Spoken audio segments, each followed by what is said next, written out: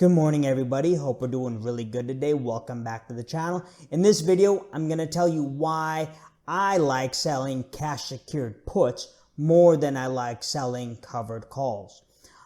The wheel strategy is really popular on YouTube these days, and the wheel strategy involves selling cash secured puts until the stock price drops and you get assigned a stock. Then you go and you sell covered calls against that to receive premium the whole time, and you keep just repeating this cycle, and it's called the wheel strategy. But I think some people are doing this strategy wrong, and they could get more money out of this. And a couple reasons they do this is, one, they sell cash or they sell covered calls on stocks they already own, and then they sell weekly, sell options weekly, and they sell too close to at the money. They sell too close to the strike price. Before we get into too many of the details on why I think that, though, if you're new to the channel, I'm Justin, and I like to talk about investing, financial independence, building wealth, and document my own journey towards financial independence and building wealth. So I'd really appreciate it if you like this video and subscribe to the channel if you haven't, all right? To back up, what the wheel is consists of selling puts and then selling calls. Now, a put is a promise, so I'll make a promise to buy 100 shares of a company if the stock drops below a certain price. I keep my money no matter what, but I do need to have cash set aside to buy those shares if the stock price falls. And each contract is worth 100 shares. So if I sell a put for a $50 strike price, I need $5,000, $50 per share to make sure I can buy those shares if the contract gets assigned. Then when I have the shares, I just reverse it and I start selling the covered calls on those shares. I keep my premium regardless of anything. I get my money, and then in the event that the shares do rise above my strike price, they get called away. And essentially you just keep doing this and you keep receiving that premium and dividends if you hold the shares while you get your dividends. And you keep repeating this process, and that's what the wheel is. But the problem is, how does this strategy actually perform?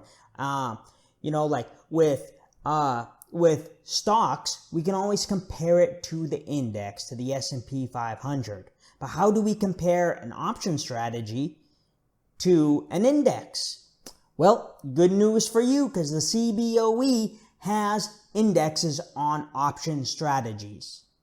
They have option strategies for selling puts, selling calls, and a whole bunch of other different variations of these. They're selling iron condors, buying put protection, all kinds of different indexes for these different option strategies. And that's what we're going to look at over here. And they're really good. They're really great source of information if you're interested in how your performance might be selling different strategies with selling puts or selling covered calls. So we're going to look at these and compare different strategies to the S&P 500 and to each other. Now, our first index that we're going to look at is the S&P 500 Buy Right Index, ticker, BXM. And the strategy this uses is it sells covered calls on the S&P 500 with an expiration date of 1 month, and the calls are at the money. So if, the S&P 500 is trading at $300 today, they're going to sell a covered call at $300 expiring in 1 month. So here's the performance of our Buy Right Index, BXM, and from, this would be, since 2002, you'd be up, 132% on your money with this strategy. Now when we compare this to the S&P 500 from 2002, you can see that the S&P 500, the index technically is called SPX. It outperforms our at-the-money 1-month expiration covered call strategy. BXM 132%, with the S&P 500 bringing back 213%. And a problem with this covered call strategy is why you're losing is because you're too close to in the money and you're not getting the premium to make up for the loss of capital gains. And the closest ETF to this is put. Same thing, the put right index. And what this does, it just sells a put at the money expiring in 30 days. So the only difference between this and our covered call ETF is this one's a put and everything else is equal. Comparing these two, we can see that put just kind of outperforms a little better all the time. So from, 2007 to today, our put strategy returns 97% and our covered call strategy returns 70%. So being able to sell puts for more money than selling a call for all the exact same, risk parameters is a real known thing, because people are more afraid of the stocks falling than stocks rising, and they'll pay more for that insurance to protect themselves. The CBOE has a really cool little paper that talks about the outperformance of put versus BXM. And this goes back from 1986 to 2014. From 1986 to 92, put earned 0.65% more than BXM annually. Then from 92 to 2004, earned 0.78% more annually. And then from 2004 to 2014, it earned 2% more annually. And altogether, we have from 1986 to 2014, altogether, that's almost 500% more in returns than selling the covered call. One mistake that I think a lot of people make is they sell their covered calls and their puts on a weekly basis. And I think you get more money selling 45 days. 45 days to expiration seems to be the sweet spot because of the way theta or time decays in an option contract. And the CBOE has an index to kind of show that as well. Not exactly, but they do have an index that sells weekly puts versus monthly puts. It's the S&P 500 1-week buy right index. And this is the same as the put index, but it goes by weekly instead of monthly. And from, our date here, we have 2007. And comparing the two, the monthly contract put outperforms our weekly put contracts. Put performs 90%, while our weekly contracts perform 61% over the course of this time.